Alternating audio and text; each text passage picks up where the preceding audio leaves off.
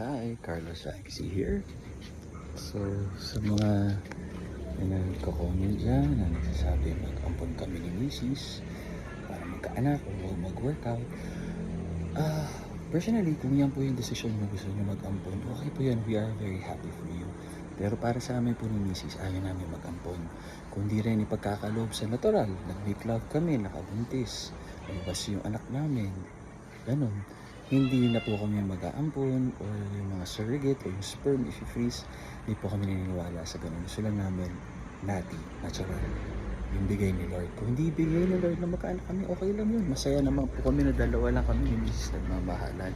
Okay naman yun. Sobrang happy po namin. Hindi namin kailangan ng anak. Kung bibigyan ng anak, di good. Kung hindi, good pa rin naman, di ba? Pero yun yung kami. Tandaan nyo, tama kayo. Mali ako na doctor. Do what works for you. Happy, healthy sa mga nagsasabing nag-inject ako ng steroids dito sa lats or sa nagpabotok sa abs. Wala pong ganun. Takot po ako sa karayong. Ano po talaga, hard work and dedication, consistency sa pagkain ng sustansya, calorie deficit, workout, iwas sa stress, sauna, cold plunge, tulog, ganun lang, tamang kain. Pag di makuha sa nutrition na tulog, dumapasok yung bumibili ako sa Supplement Kingdom na NutraPure Platinum, L-carnitine, collagen, Ito Nutrition na protein. Yun. So, ganun lang ho yun. Consistency is key. Sa mga nagsasabing tumanda ako, mga ito, ahitin ng balbas, hindi ko ho ito pwedeng ahitin. May taping ho ko, kaka-message lang. Kung alam nyo yung palabas na yun, thank you. Kokoy, Jeffoy. Kung hindi, okay lang. Kambal ako. Isang di balbas, isang wala. So, yun.